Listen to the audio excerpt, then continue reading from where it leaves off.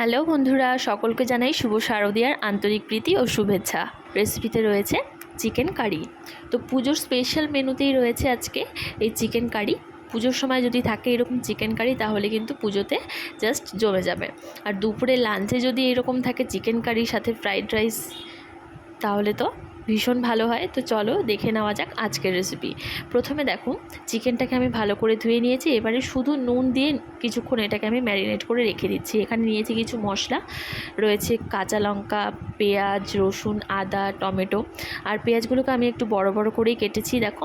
আর এখানে নিয়েছি ছোট ছোট টুকরো করে আলুটাকে জলে চুবিয়ে রেখেছি যাতে আলুটা কালো হয়ে না যায়। তারপর দেখো কড়াইয়ে কিছুটা সর্ষে তেল দিয়ে দিয়েছি পরিমাণ মতো।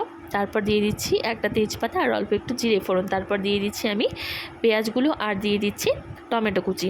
এবারে এটাকে 2 থেকে 3 মিনিট মতো হালকা করে ভেজে নিচ্ছি। আর পেঁয়াজগুলো তোমরা দেখতেই পাচ্ছ অনেকটাই বড় করে কেটেছি, যেহেতু আজকে আমি চিকেন কারি বানাচ্ছি তাই জন্য পেঁয়াজটা আমার একটু বেশি পরিমাণেই লাগছে। আর এখানে মিক্সিতে আমি পেঁয়াজ, আদা, রসুন এগুলোকে পেস্ট করে নিচ্ছি। আর গোটা কয়েকটা রসুন আর গোটা কয়েকটা কাঁচা লঙ্কা আমি চিকেনের মধ্যে দিয়ে দিয়েছি।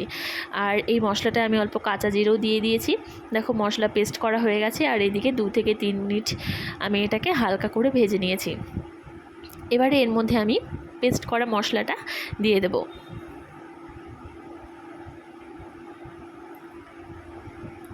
মশলাটা দিয়ে এবারে এর মধ্যে আমি দিয়ে দিচ্ছি পরিমাণ মতো হলুদ, পরিমাণ মতো শুকনো লঙ্কা গুঁড়ো।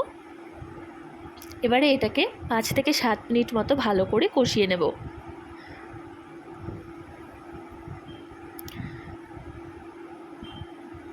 আর এই সময় গ্যাসের আঁচটাকে কিন্তু আমি একদম লো টু মিডিয়াম করে দিয়েছিলাম। তারপর দেখো এর মধ্যে আমি কেটে রাখা আলুগুলো দিয়ে দিচ্ছি।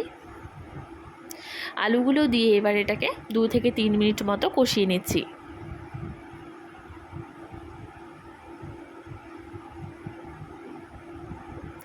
দু 3 মিনিট ভালো করে কষানো হয়ে গেছে মশলাটা। এবারে এর মধ্যে আমি ম্যারিনেট করে রাখা চিকেনটাকে দিয়ে দিচ্ছি। চিকেন দিয়ে এবারে মশলাটার সাথে চিকেনটাকে ভালো করে মিক্স করে নিচ্ছি।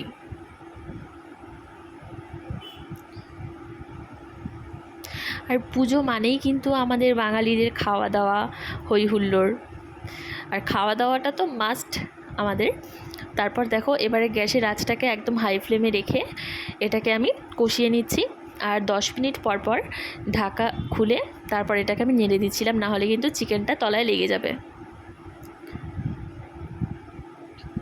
দেখো এটাকে নেড়ে দিয়েছি। তারপর আধ ঘন্টা মতো চিকেনটাকে আমি ভালো করে কষিয়ে নিয়েছি। চিকেনটা প্রায় আমার কষানো হয়েই এসেছে। এবারে এর মধ্যে আমি জল দিয়ে 10 থেকে 15 মিনিট মতো এটাকে আরও একটু সেদ্ধ করে নিয়েছি। তারপর দেখো ঝোলটা অনেকটাই শুকিয়ে গেছে। তারপর নামানোর আগে দিয়ে দিচ্ছি আমি বেটে রাখা গরম মশলা। গরম মশলাটা দিয়ে এটাকে আরও একটু মিক্স করে নিয়ে 2 থেকে 3 মিনিট মতো রেখে নামিয়ে নিলেই কিন্তু রেডি চিকেন কারি। তো ভিডিওটি কেমন লাগলো অবশ্যই আমাকে কমেন্ট করে জানিও। আর ভিডিওটি ভালো লাগলে লাইক, কমেন্ট, শেয়ার আর আমার চ্যানেলটাকে সাবস্ক্রাইব করে দিও। শুভ শারদিয়া সবাইকে।